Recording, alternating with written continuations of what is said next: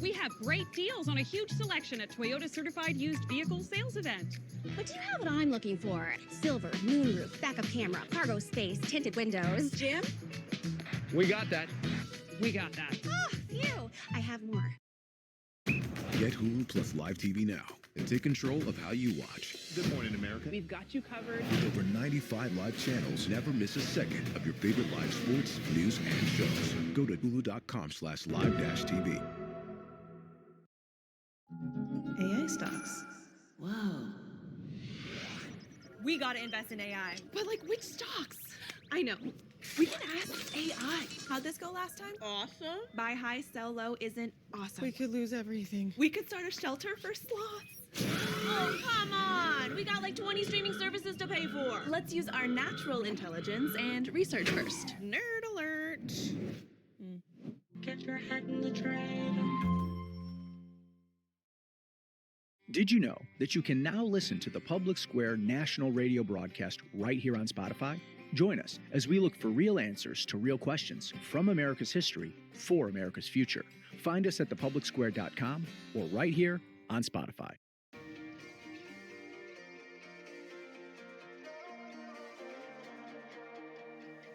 Here comes trouble, putting on a show, like a domino, I fall.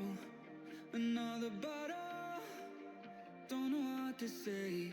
Send me on my way to you. I know you're all that I want, but I don't even know your name.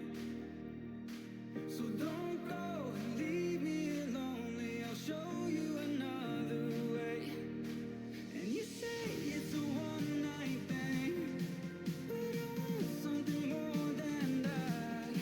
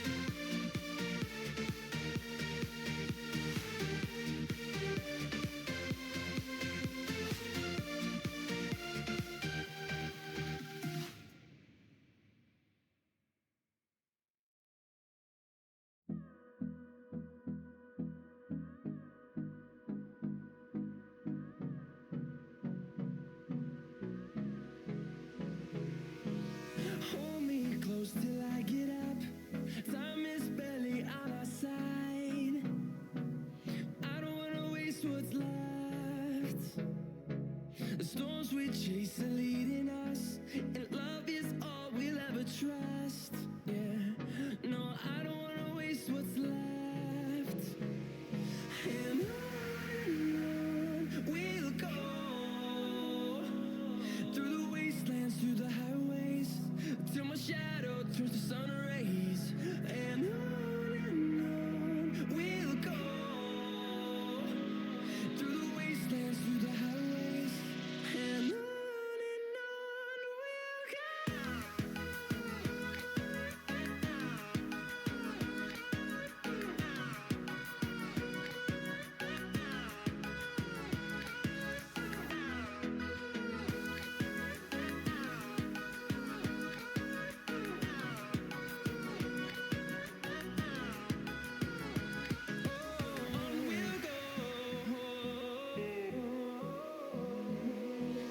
Finding life along the way, melodies we haven't played.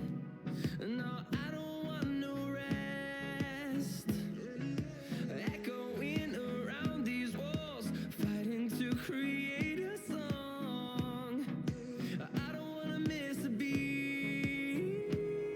And on we'll go, through the wastelands, through the highways, till my shadow turns to sun rays. And on we'll go, through the wastelands, through the highways, and on we'll go.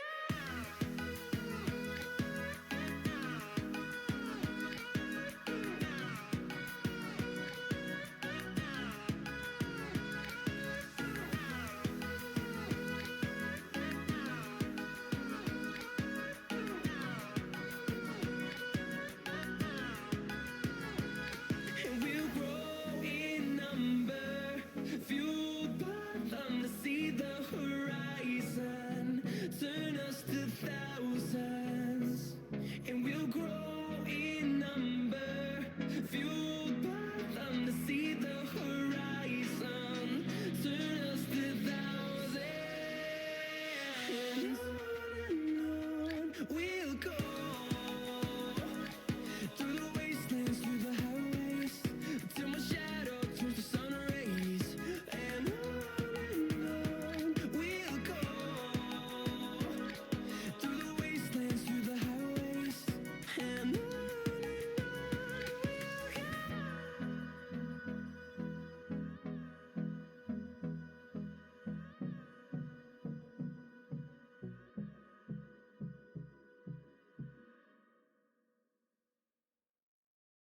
Would you be fine if I leave by the time the sun is out? I do not need a burning show, I will be fine. Just let me go.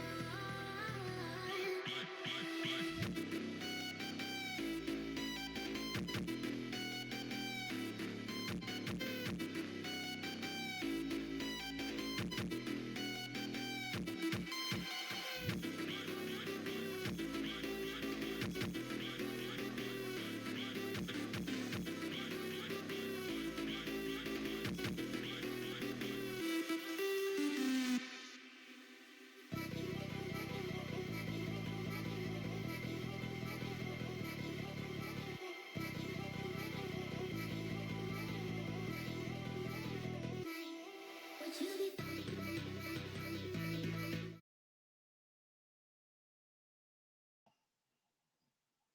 Boom.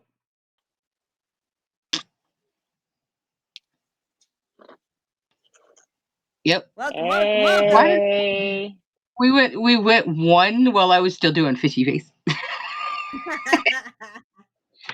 All right. Welcome everybody. Come on in. I hope you are prepared tonight because I have it on good fucking authority that we are fixing to have our blood pressures raised and we might want to be lunching some authors tonight. I might be in that mix as well. But we will not need any hankies or anything like that that I'm aware of tonight. But please have your snacks. have your drinks. Also, yeah, well, mine gets a little. I'm not even going there. I'm not. Nope, not answering that question. I might give it away. Um, No morning people. yeah, No we're morning no. people. We are all night owls. Uh, so with that being Hi. said, come on in. Let's sit down. Please have your stress balls or your comfort stress stuffy. Because let's face it, if we're gonna throw something, might as well be soft enough not to break shit. I currently have the book and the mic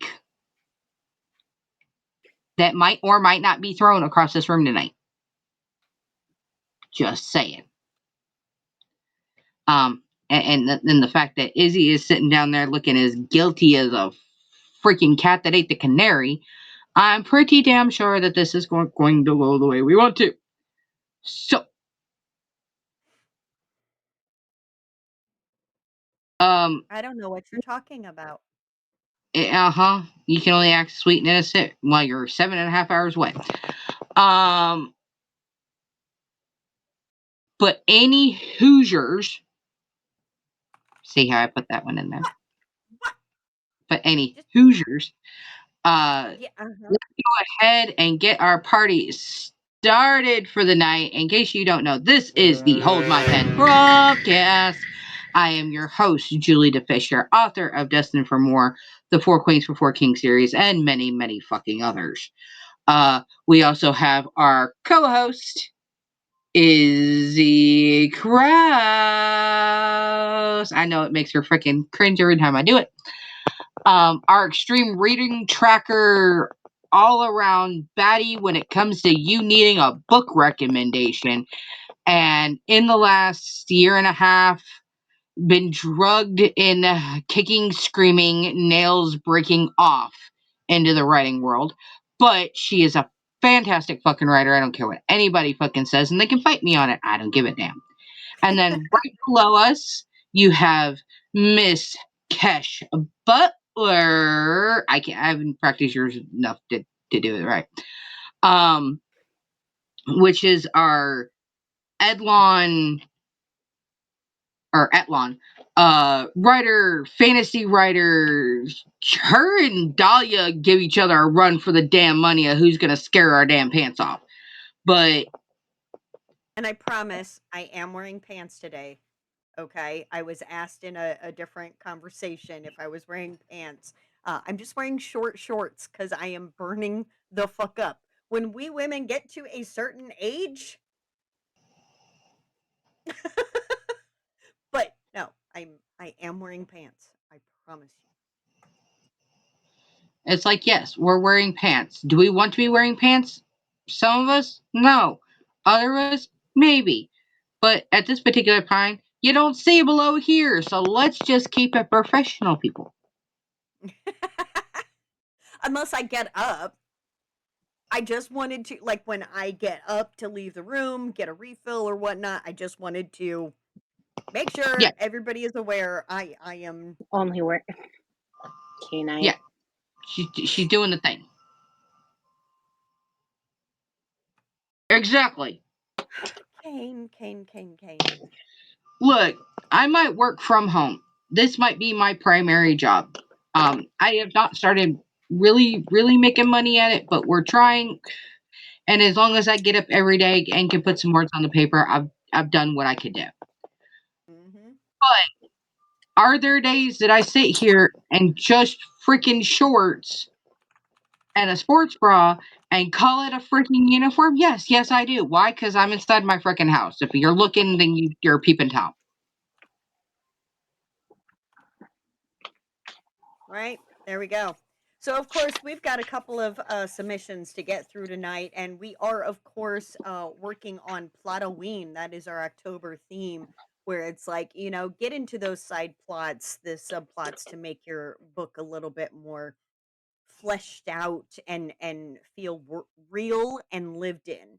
And so that's the point of Plotoween. And today's prompt that you all understood the assignment, from what I understand, was to use this dialogue. What do you expect me to say? He asked, raising his hands in frustration. What words will make this better? So we are starting off strong with our lovely first prompter. Let me find her here in the list.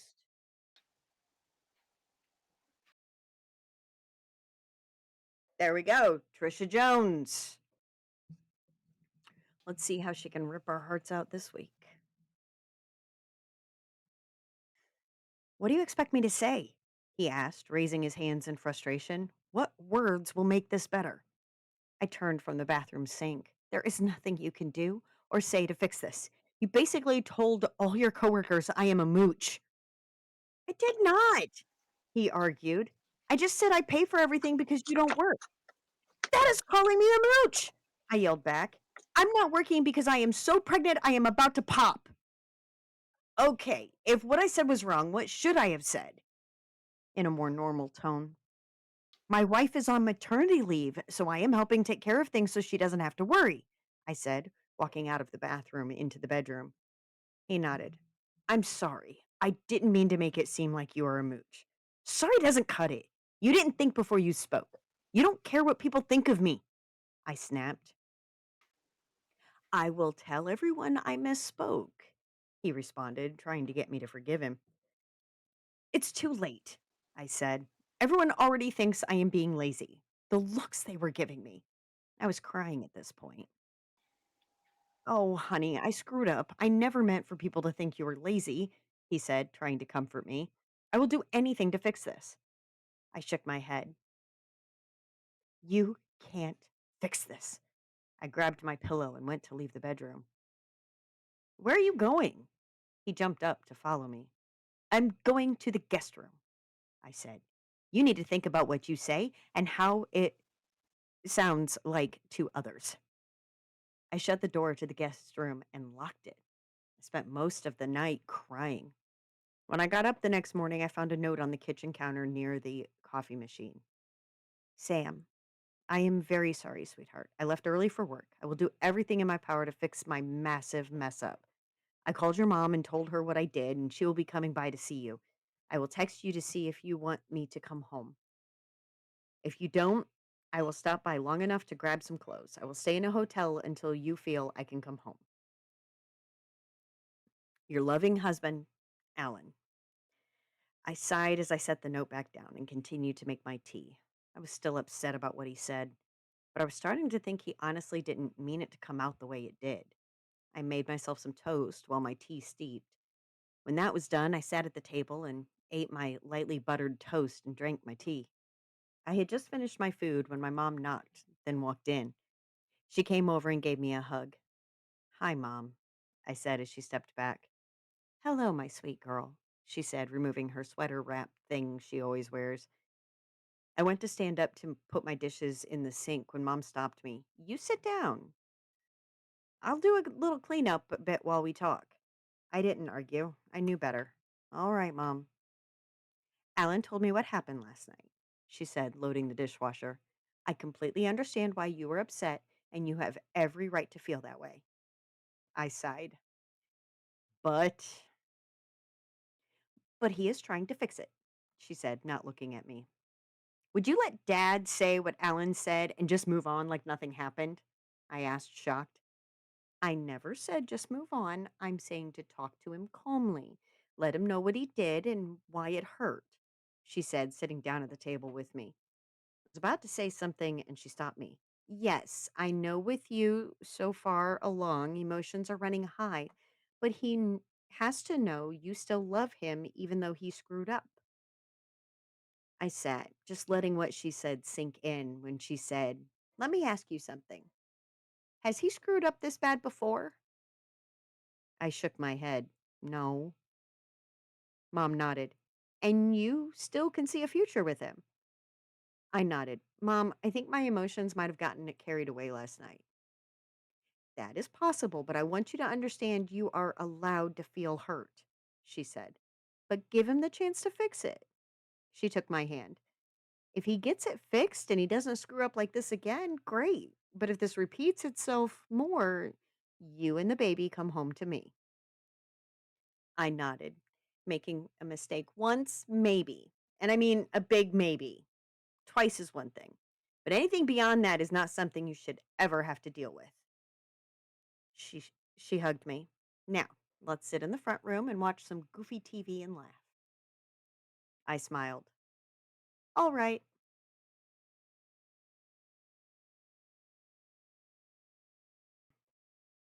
That was so sweet. In its own way. It was, yeah. I like the way that mom kept hitting the point, going, you're allowed to have your feelings. You're allowed to have your feelings. Talk to him calmly. And if you keep screwing up, yeah, absolutely. You and that baby are coming back to my house. Right? It's Mm-hmm. that reiterating that women are allowed to have their emotions instead of just like whisking what the men said away, you know? Like, oh, he works so hard, blah, blah, blah, blah, blah. I'm sorry. I'm working hard to create a baby here. So it's a very nice, yes, way to And you go. don't get a break for Yeah, 18 years. yeah. Hell, oh, okay. As somebody who has an almost 21-year-old and an almost 23-year-old in my house, Okay, at least 18 years. Probably exactly. longer. Yeah, that was we need more stories like this. And what I absolutely love about Trisha is that she puts that relationship stuff in perspective. Her characters in relationships communicate, right? And we all know that it's practically taken from real life. So we absolutely love that that is being normalized through Trisha's work.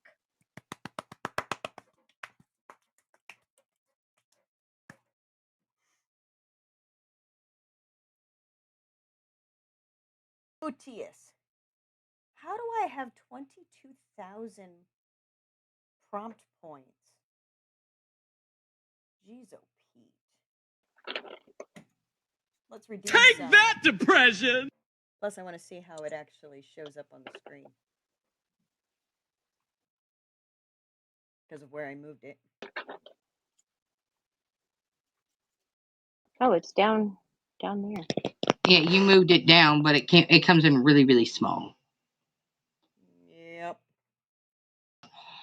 But no, Trisha has this unique way of, not only just giving us perspective, but also like, no, we've all been there. We've all had emotions running high during the most vulnerable parts of our freaking life, and still not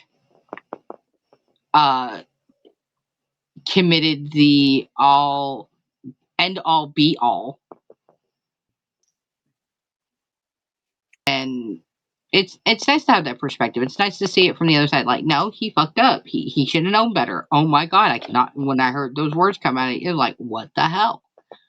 But it's still very much the no.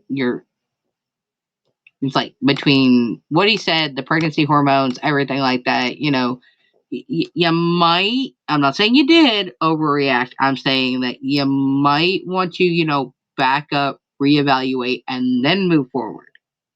Yep. For sure. All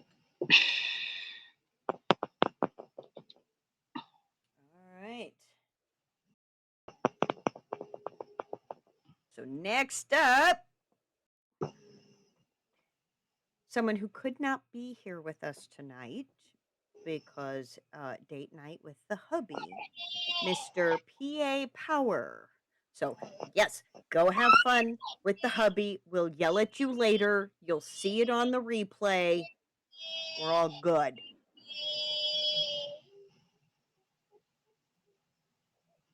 All right. Bathed in silver moonlight and shadows. Chapter 1: The Kindly Stranger.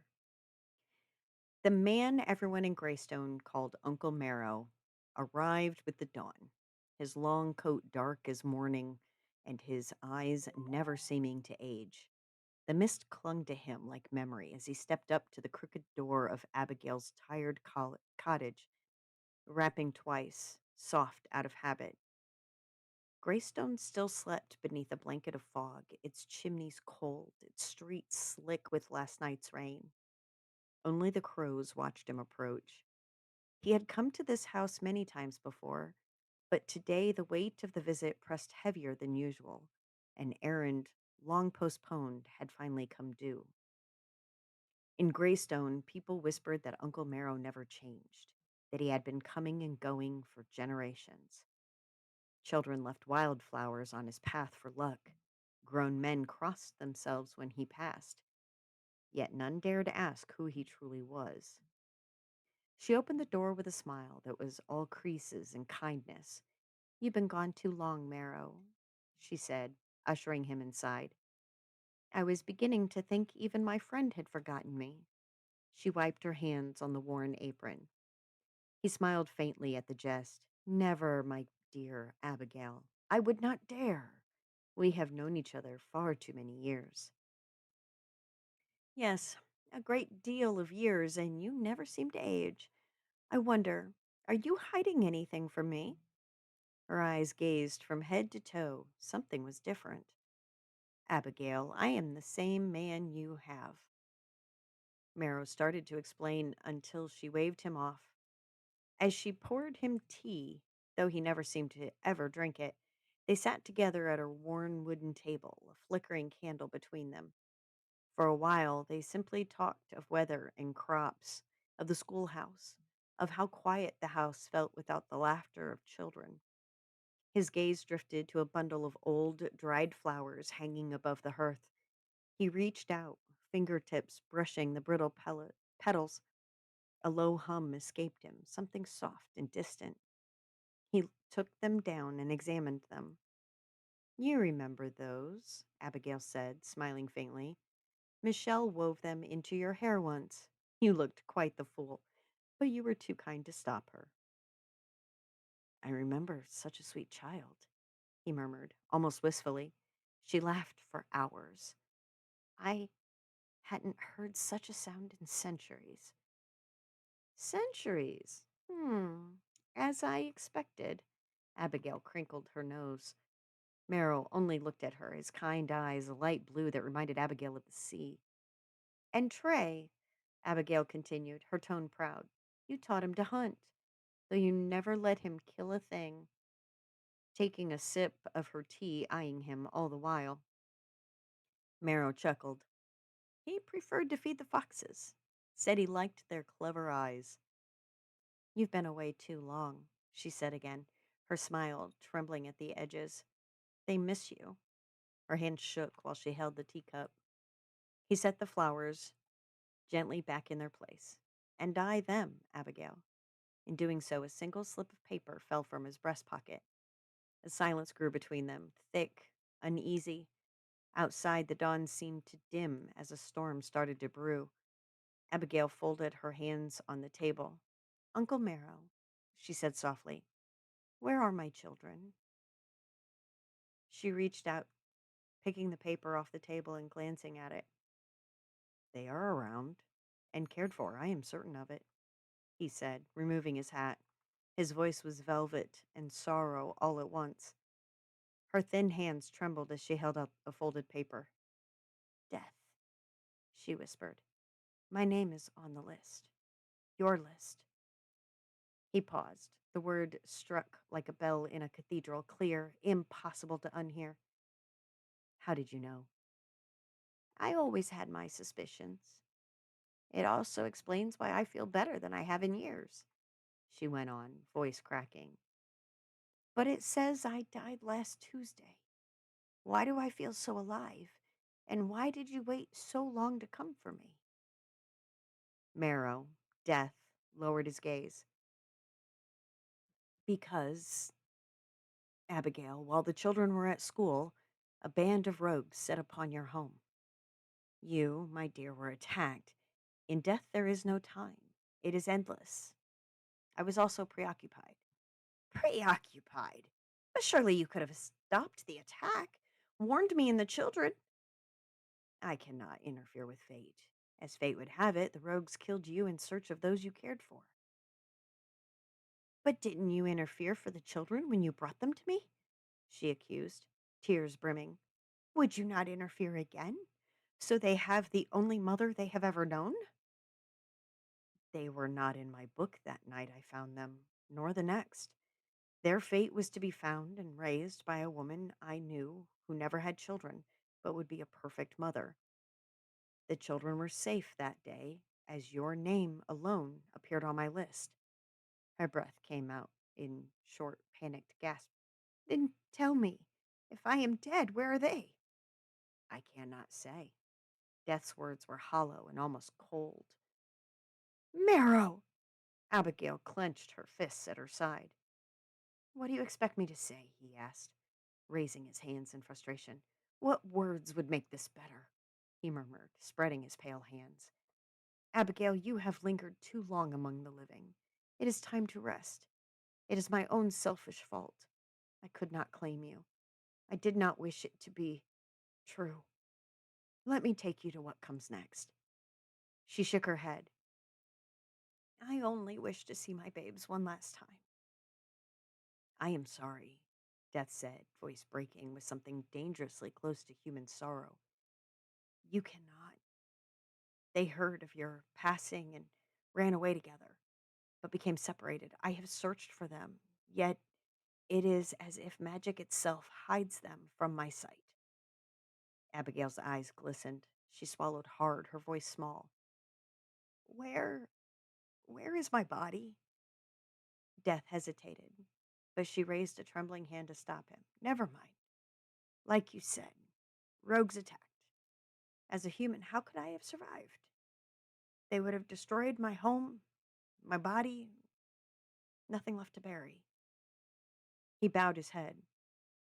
I'm afraid not. But Trey and Michelle, they did honor you. They gathered what they could and gave you the best burial they could manage. When the alpha of the pack and his warriors came to investigate the attack on an elderly human woman with the children at the edge of their territory, the children fled. After that, it was as if they simply vanished. Her lips curved into a faint, aching smile.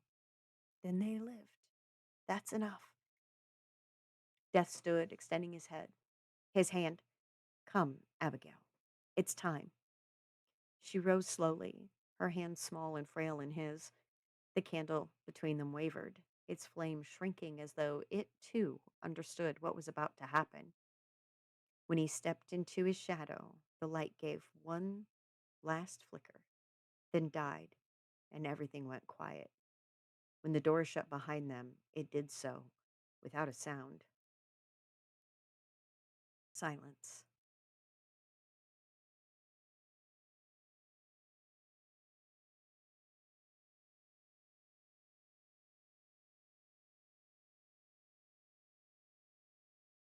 Outside, the wind rose in a long, low cry, the sound of it catching on the eaves like grief refusing to fade. Somewhere in the distance, the laughter of two children echoed faintly through the storm, bright, fleeting, gone before it reached the door. They walked out together into the storm, hand in hand with their heads held high, not as soul and keeper, but as old friends. The storm parted around them, the world holding its breath as they vanished into the rain. Death returned to the home now empty. Only the scent of ash and candle wax remained. Death stood alone in the ruins of the cottage, his coat stirring in the wind that no longer touched him. The hearth was cold, the walls blackened, and the air hung heavy with a sorrow that refused to settle. He looked to the chair where Abigail had sat moments ago, the faint impression of her still pressed into the fabric. Slowly, he reached out and smoothed it away. Once again, he picked up the dried flowers. Before stepping outside for the last time, taking the short walk to the old oak tree, he crouched beside a small grave marked by a child's careful hand, a bundle of twigs bound with thread and wildflowers. There he sat the flowers, but not before he plucked one, placing it in his coat pocket. You kept your promise, little ones, he murmured, brushing away a silent tear. You gave hope, happiness, and her peace. But as he straightened, something in the air shifted. Magic, faint and wild, threading through the forest like a pulse. He turned toward it, reaching with senses older than time. And then nothing. The trail vanished. Hidden, he whispered. By what hand? The mist rose higher, swallowing the cottage whole. When it cleared, the clearing was empty. Only the sound of distant wolves remained. Seasons bled into years.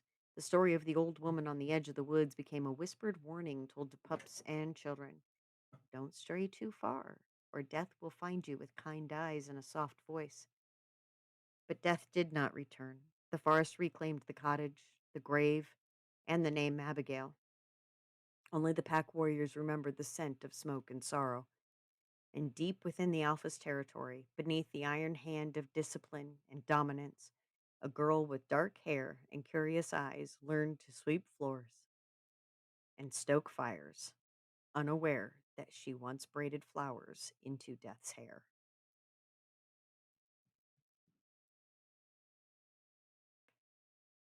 I'm sorry. What? Patrick!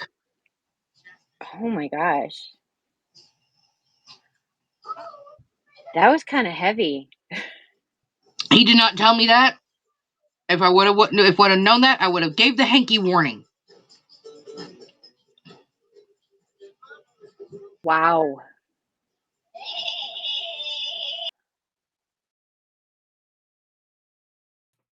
Yeah, Trisha, I agree. We need more. I don't think there can be more unless it's like what happens before.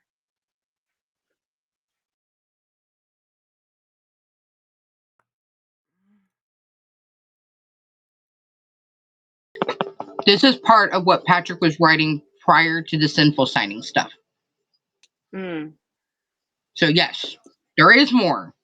We've heard some of it. But yeah, he did not give me the hanky warning, so I didn't think there was a hanky warning. There will be a Patrick and a well done and a we will talk about this later.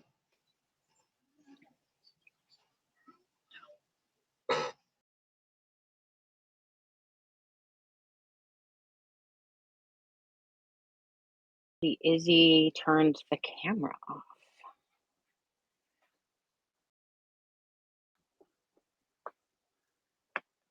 Is everything okay, Izzy? Some technical difficulties on the back end, and I did just realize that I forgot to put Patrick's name up across the top. That was my fault. We're still getting into technical whatever.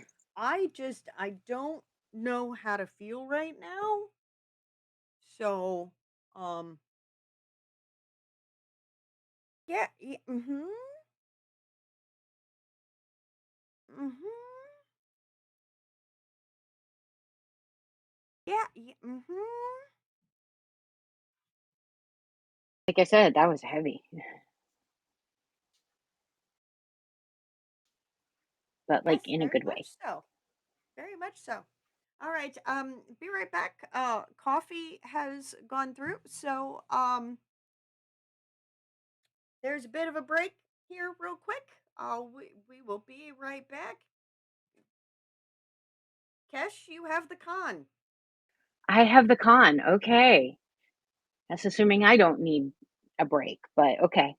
Anyways, how's everyone's night so far? Going pretty well. I mean, I have Doritos now, so it all makes everything better. Oh, that always makes things better. Especially since they're Cool Ranch and Aries doesn't know I have them yet.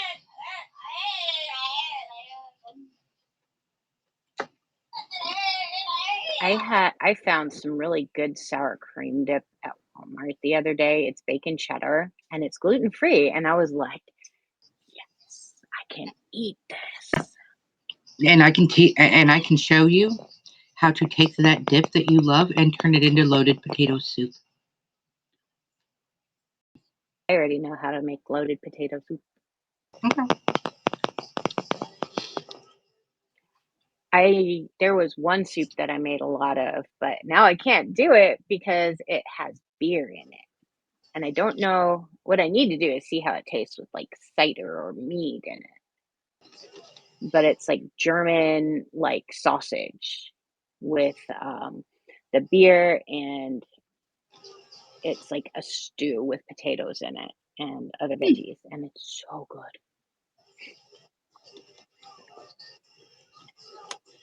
Have you recovered from your last show, Trisha?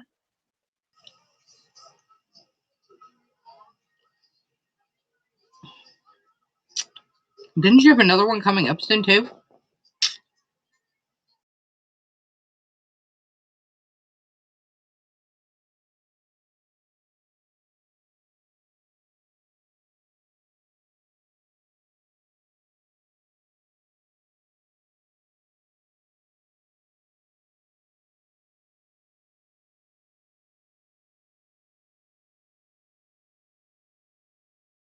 November 15th. Ooh, day after my birthday. So about a month.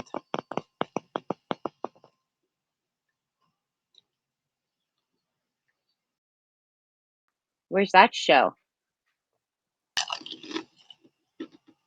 Iowa, I think.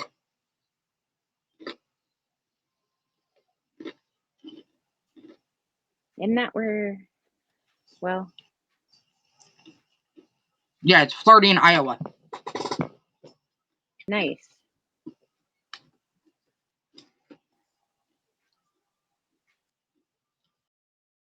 See, I don't just help create the newsletter. I do read it.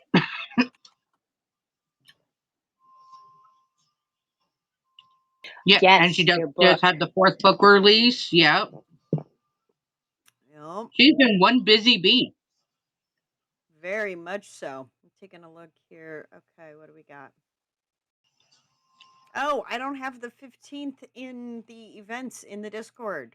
I shall have to fix Rectify that. that situation in a minute. Yes. Yes.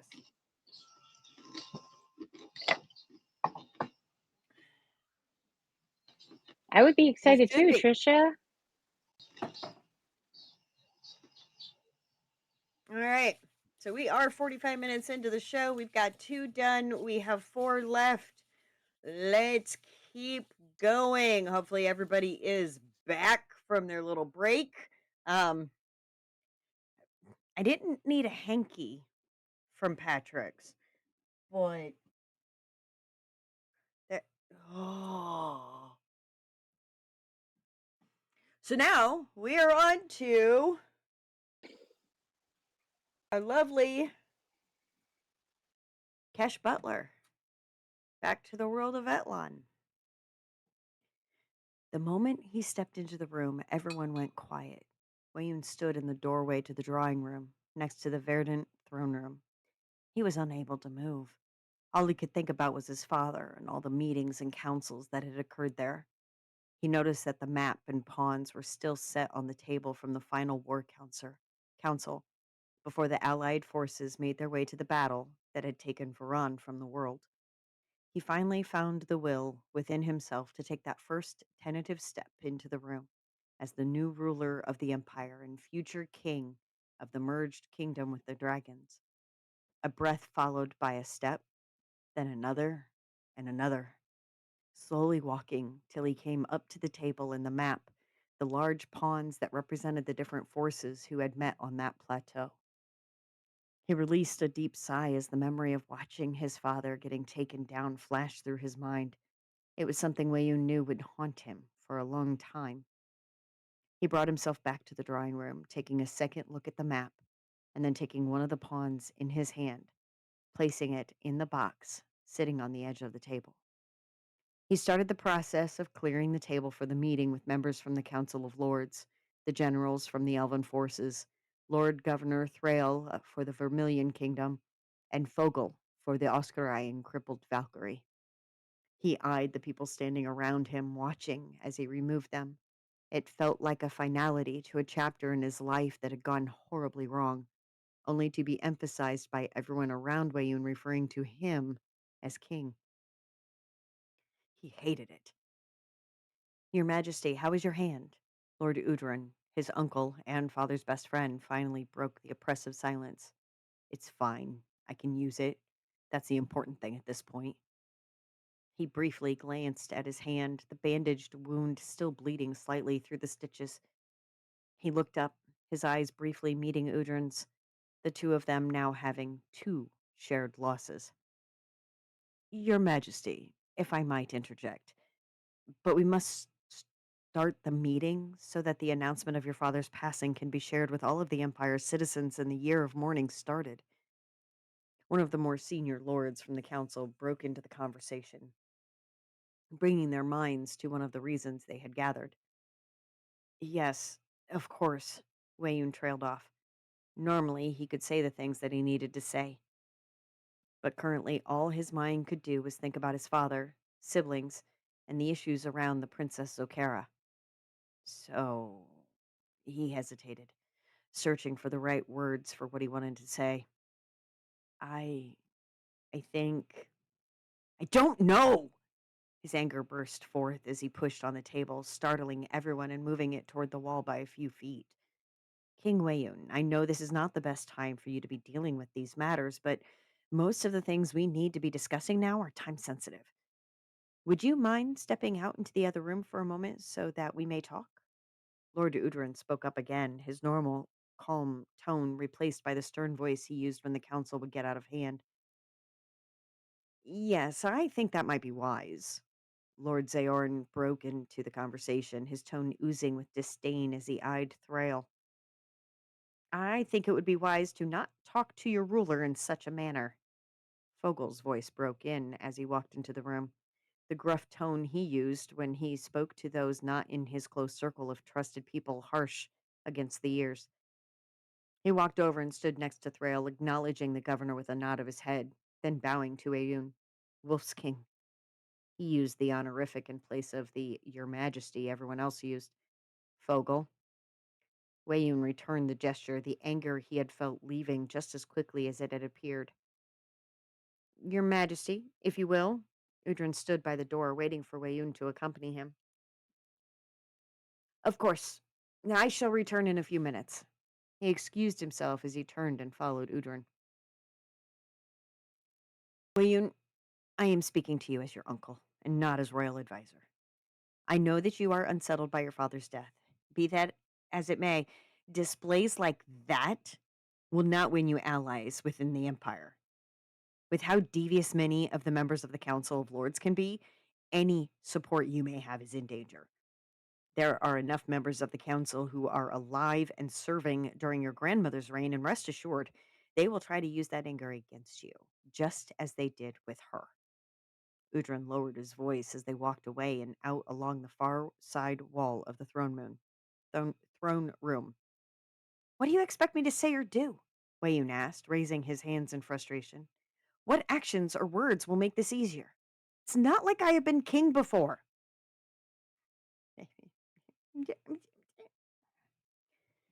He ran his fingers through his loose hair, pulling a strand that had been hanging in his eyes back.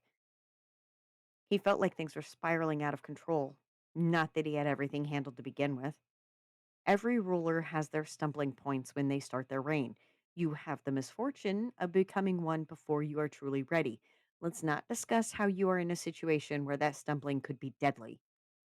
His uncle closed his eyes, taking his arm and walking him further away from the crowded meeting room. Wayun, I also must advise you to keep a close eye on Lord Zaorn. I have noticed that his boisterous nature has become worse since right before the battle.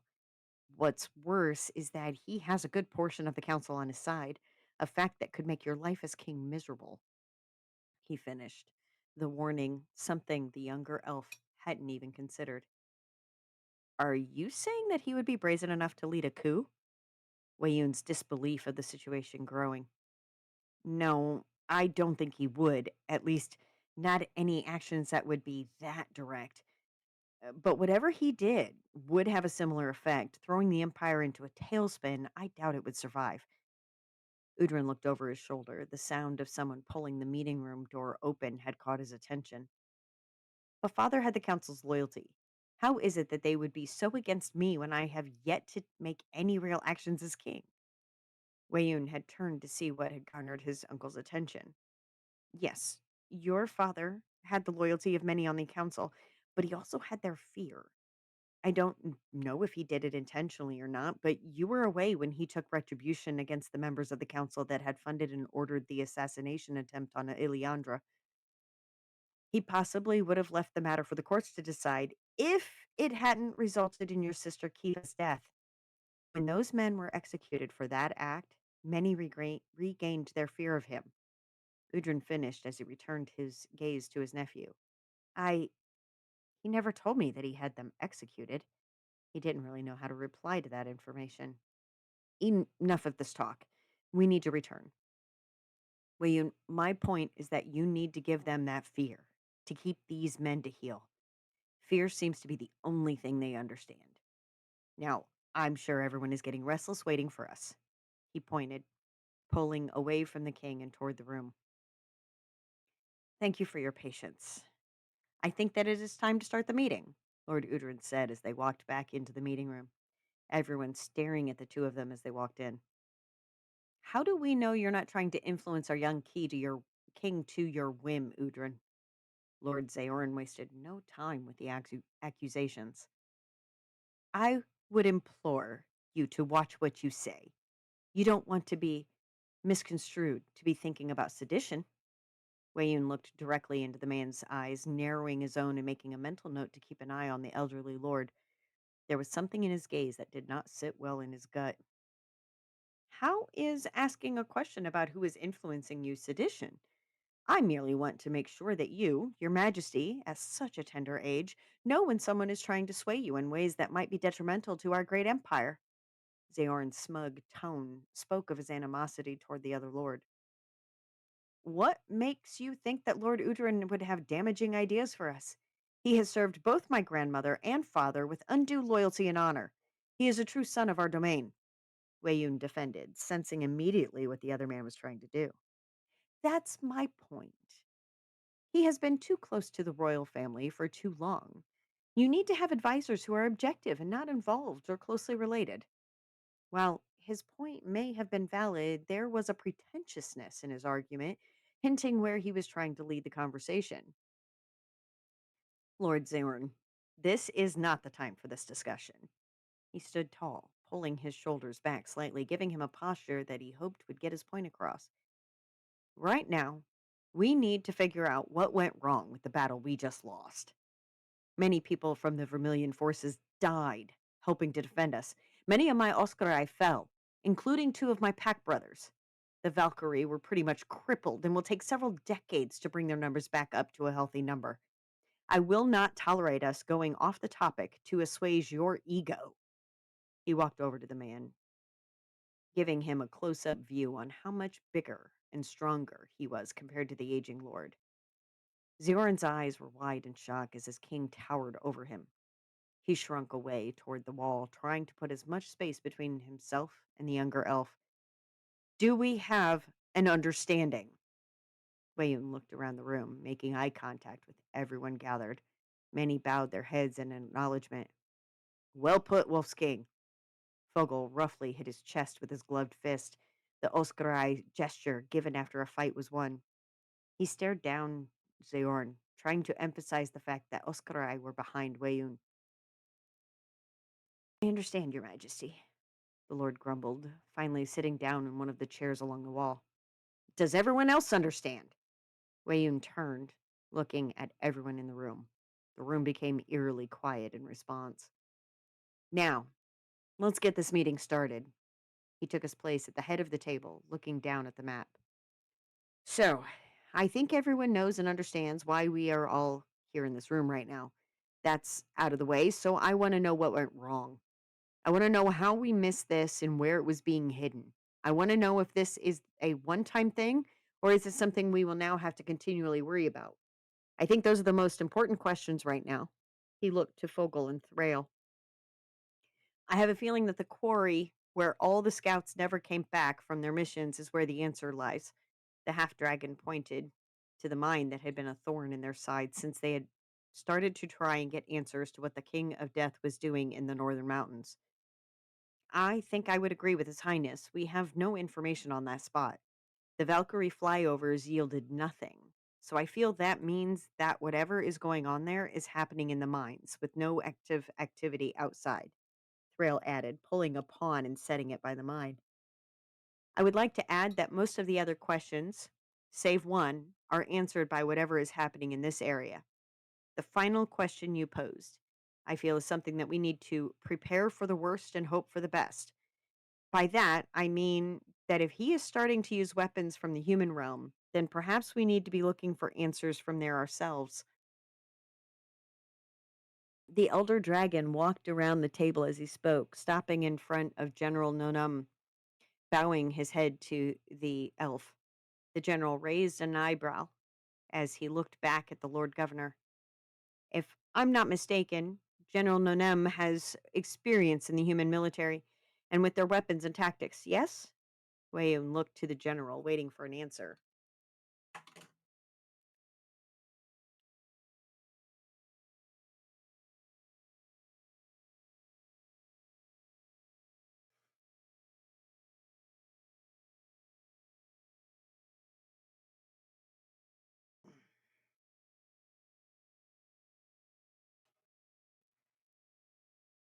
Sorry, itchy nose.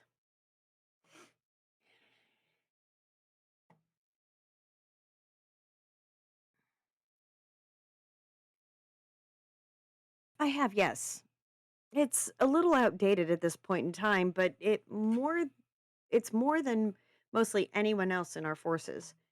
General Hasn't has a small amount of experience, but his is older than mine by about 100 years. The general's answer seemed to spark something in Wayun's mind. I think we need to fight fire with fire. I want a plan drawn up and ready to implement within the next month. In the meantime, we will continue to try and find out what are doing at that quarry site. I feel like there is truly something there that we need to know about. He then placed a second pawn at the site representing the allied kingdoms. I want you and General Hasn't working with both the Oscarai and the Dragon forces on what needs to be done and how. He straightened up, looking around the room again, his eyes resting on Lord Zaorn, who sat in the corner, a peculiar look on his face. I don't want him on any more committees. There is something about him I am not liking, and I can't put my finger on it. He whispered to Lord Udrin, who nodded his understanding. I'm tired and want to be with my brother and sister. I think this meeting, while brief, has accomplished what it needs to do. You are all dismissed. Thank you for your time. Wayun's patience for being around people had become thin. Fogel, a moment, please, before you leave. He motioned for his second in command. Yes, Wolf's King. He waited till most of the people had cleared the room before walking up to his pack brother. I want you to gather our brothers and make sure they are ready to ride out. We need to escort the regent and my sister to the Vermilion Palace to help make preparations for Zokara being brought home. They began to walk, leaving the room and stopping in the center of the throne room where Wayun paused, staring up at the top of the dais. It never becomes easier. I'll tell you that much, my friend. The half dragon stopped, turning so his red eyes looked directly at Wayun. That's what my father said about my mother. It always confused me. He looked away from the throne to where Fogel was. Your parents, they were an arranged marriage, correct? He took a few steps closer to the king, pulling on a leather glove as he did. Yes, my grandmothers made the agreement. It was such a well-written contract they came up with that there was nothing either of my parents could do to get out. Wayun knitted his brows, unsure what his friend was trying to say. I have heard that many times the individuals who end up in that type of coupling will usually find solace with each other because of their shared misery. I would not be shocked to find out that may have been the case with your parents. Fogel finished pulling his other glove on, flexing his fingers to stretch the leather between each digit. I don't doubt you are right, my friend. I hate to admit it. Wayun sighed. I might advise that you keep that in mind when dealing with Princess Zokara. While you are fully aware of what is happening, she has no knowledge of Etlan or our many ways. Add to that, she is going to be marrying a total stranger. It may put the both of you in a similar arrangement. He placed his fox headdress on his head, finishing to ride out to gather the pack. I must go. Who knows where our brothers have gotten off to and what trouble they are in? The half dragon turned toward the door. Oh, Your Majesty, one more thing. My name is on the list of people who died in the battle, and I have no idea why. Unless there is something everyone forgot to tell me, I am quite alive. Can we have it removed? The grin on his face betrayed his amusement with the gaff, despite the consternation it was probably causing him with his grandparents. Yes, of course. I will ask Ziggy to take care of the matter. Wayun replied as his pack brother walked through the arched doorway and disappeared. The king looked at the top of the dais at his father's empty throne one more time before he left to go find his siblings. He walked into the storm with his head held high, the torrential rain being accompanied by flashes of lightning, followed by the almost immediate sound of thunder. Governor Tomer's heavy robes became more cumbersome as they absorbed the water from the mud at his feet, his limbs feeling heavy from the rain drenched sleeves. I know what you are trying to do, and you will not succeed.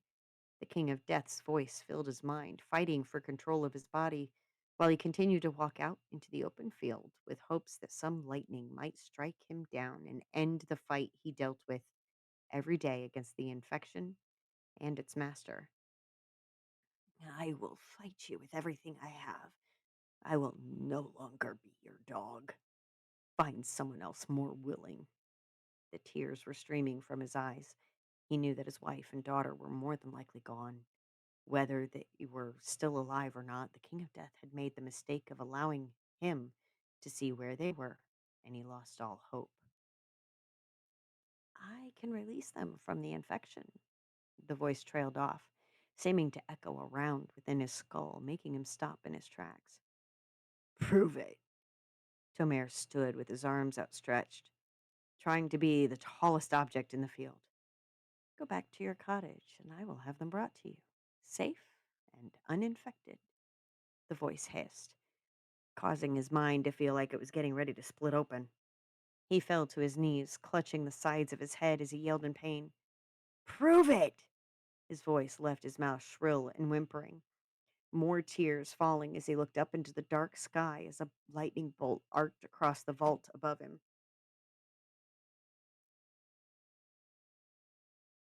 Go back to your cottage, and they will be there, safe and sound, the oily voice repeated, struggling to take control of the man's body.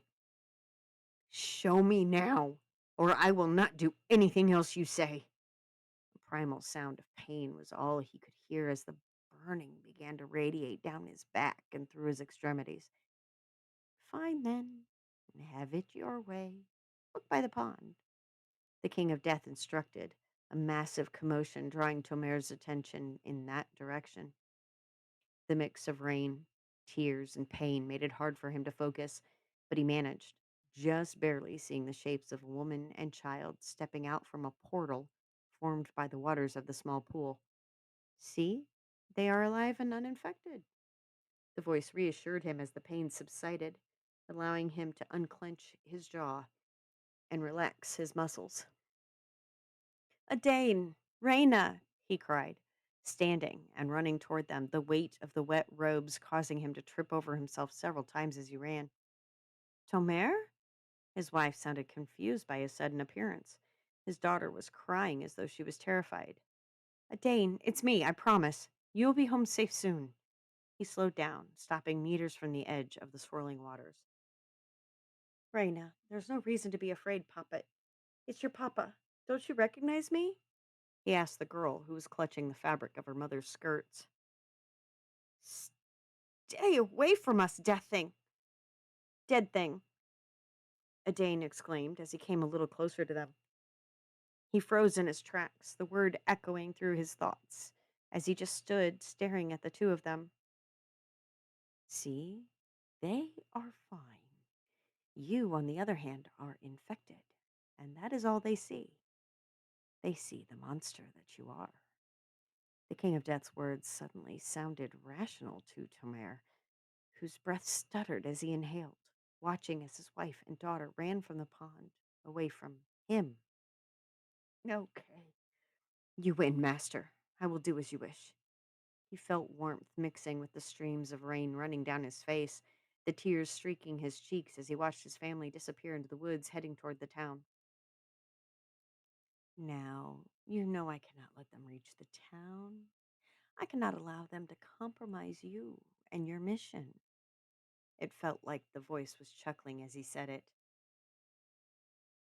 Tomer held his breath as he heard the howls of werewolves in the woods where Adane and Reyna had just gone, followed by their pained screams as the wolves began growling and snarling. Almost as suddenly as the screaming had started, it stopped, the sounds of the werewolves going quiet along with them. A few minutes later, the shapes of two of the creatures walked from within the tree line, each of them carrying something in their arms. He fell to his knees. He saw what they held. You promised that they would be unharmed. Tomer bellowed in rage as the pain began to burn in the back of his mind again. They are uninfected. And what's more safe than being wrapped in the arms of the goddess of death herself? The King of Death laughed as Tomer's heart dropped in his chest, breaking as it hit bottom. Now, are you going to listen, or do I have to bring them back and do it all again? The final word caught him, making him stop mid-sob. Again? What do you mean, master? A raindrop suddenly fell in one of his eyes, stinging as it mixed with salty tears. Exactly what I just said. Am I not called the King of Death? As he finished speaking, Adane and Reyna's bodies began to stir in the arms of the werewolves standing before him. His daughter squeaked, her eyes wide with fear as she looked up at the werewolf holding her, while his wife held her breath, her hand over her own mouth, to keep herself from screaming. I will have the wolves bring them back to my castle, where they will remain safe, while you do the job I am asking you to do.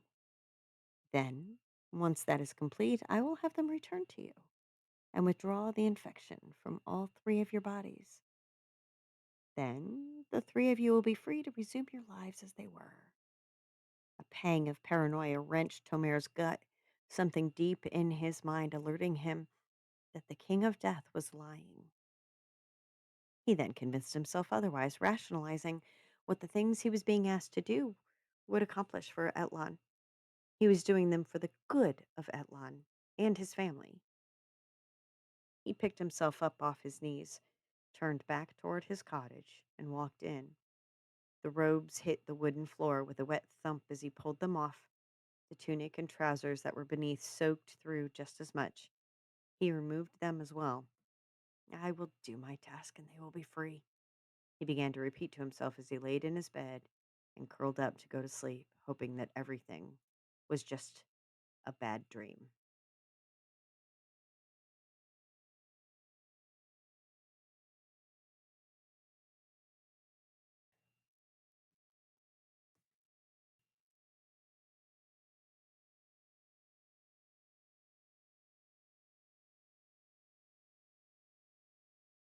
I mean, he's the bad guy.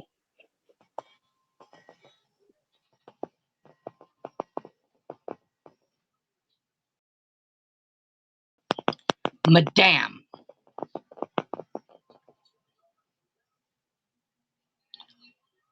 Why? Yes. Fucking why? Look, I understand he's a bad guy. I understand he is trying to get shit done the way it needs to be done. I understand that. I do. I can condone it to a point. But that little girl, I'm assuming a little girl, maybe a little boy, I don't know. Look, girl. That little girl is innocent. And being attacked by wolves, werewolves at that.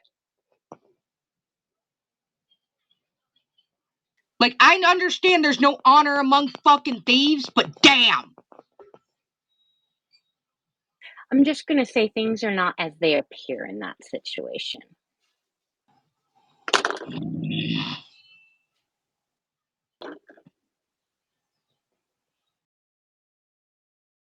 All right, Guppy, spit a word out.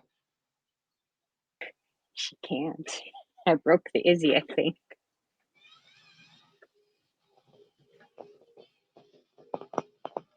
No, but I'm beginning to wonder if I'm allergic to this story because every time I read anything from Etlon, my nose starts itching like a motherfucker. I've noticed that. I mean, there were certain Every scenes. time. It's a very long, rich Etlon. I'm over here doing this like freaking nonstop because my nose won't stop itching. You know, that usually means somebody's talking about your ass. Yeah, but I'm reading her story, not. I don't know. I don't know. Every time I'm itching like crazy. So what I'm hearing is we need to either, give you a breathing treatment beforehand or some allergy medicine. Or I need to take Benadryl before I start reading it. Jeez, what the hell? I mean, it's obviously rough. It's getting some of those things out there and seeing Wei Yun's transition. I remember the scene where Veron dies, and that was um I I I can see the bones of the King of Death's enemies. That means I'm doing good with my villain finally.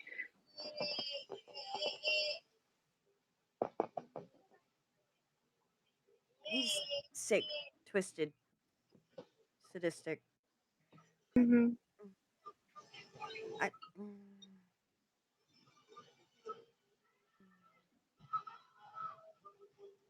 And on that note,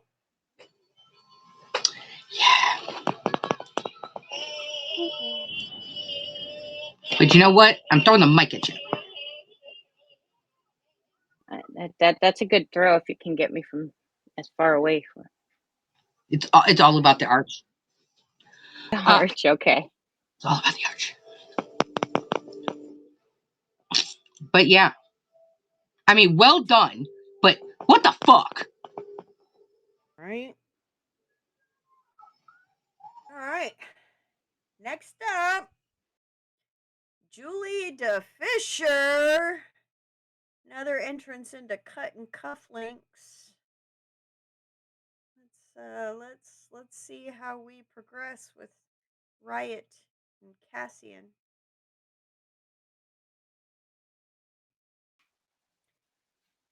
Chapter 14. 2 for the show. Thursday, 2:45 p.m. Garage in Rust Creek. Riot blew into the parking lot like a Cat 5 hurricane ready to search and destroy everything in her path, hitting the brakes so hard the Chevelle fishtailed in the gravel lot and sent dust spitting across the bay doors. Riot wanted someone's head on a spike, and she wanted it now. Killing the engine, she sat there for a moment, hands clenched on the wheel, pulse pounding in her ears, trying her damnedest to regain her composure before unloading on the shop. It had been 3 days since Riot had been face to face with Cassian, and those days had been hell on wheels. Between her kicking herself over the helmet and all their phones blowing up in rapid fire succession, she damn near reached her limit with what she would and wouldn't handle. The current transmission came in an hour ago. High profile client, high payout, and damn near no other details. Same as the last 12 that rolled through, one right after the other. Riot went from getting 2 to 3 jobs a month with races and mechanic jobs to pad the in between to overlapping schedules that were close to getting her fired from Weldco for exhaustion. Jet found herself digging deeper on the influx of high priced clients, even though the rule was to never look a gifted horse in the mouth. Through all the backdoor traces, 12 hours of following the money, one company had popped up in clear, red lettering across the screen: L. Bishop Holdings, Inc. Cassian had been the culprit, spreading Riot's street name through the inner circles like a rash. Riot pegged his game out of the gate, trying to draw her out. She didn't like being cornered. Something hadn't settled right with any of the three. When the encryption started squawking and didn't stop, especially when they all requested Reckoner by name. None of the other drivers would even think to touch this amount of danger, and let's face facts. The clients wouldn't be satisfied with anything less than the Phantom herself. By the time this door slammed behind her, the Chevelle was still shaking in her wake. Again? She muttered, yanking off her knuckle gloves. That's the fourth damn call this morning. Jet tossed a wrench onto the workbench and wiped the sweat from her brow. It's not normal. Not for this many jobs to roll in back to back like this. And all high risk, she added darkly. Big pay, low detail. They've all asked for Reckoner. Garrick leaned against the wall with arms crossed, eyes like flint. It's a setup. Someone's rattling the cage. It's not just Cassian. Yes, a good bit of the deals come back to L. Bishop Holdings, but there are strings I can't trace. Jet grabbed a rag, leaning against the Camaro. Maybe it is all him, Riot said, voice dropping. Or maybe someone worse. Like the Saints or the Vultures? Grayson's been poking around, but I don't think he's got this kind of pull. And King has Bear to deliver messages if he truly wants a word with you. Riot dragged her hand across her face, frustration threatening to spill over. There were dozens of variables, and her odds were starting to increase whether she liked it or not. The silence confirmed what they were all afraid to say out loud. Someone was trying to drag the ghost into the light, and they didn't care how they did it. Riot wasn't the type to wait for her luck to run out. Riot shook her head before running upstairs, grabbing her leather and bug out bag, calling behind her. I'm out. Couple days, maybe more. Where? Jet's puzzled expression mirrored the question. East of Nashville. I know a place. Boy owes me a favor. She paused. The less y'all know, the better. Jet, take that fucking tracker out of my bumper. What if something happens to you? I was a goner long before luck. Give Torch and Vega a heads up that I'm out of pocket. Few days, I promise. I'll be back. Riot ran around the shop while Jet and Garrick stood there in disbelief. Very few things could rattle her, and they were beginning to believe Cassian Locke was Riot's kryptonite. Riot, Garrick stood in front of her, blocking the exit. Do you think running is your best bet? It's not running when I'll be back. I need to clear my head. I need to weigh my options.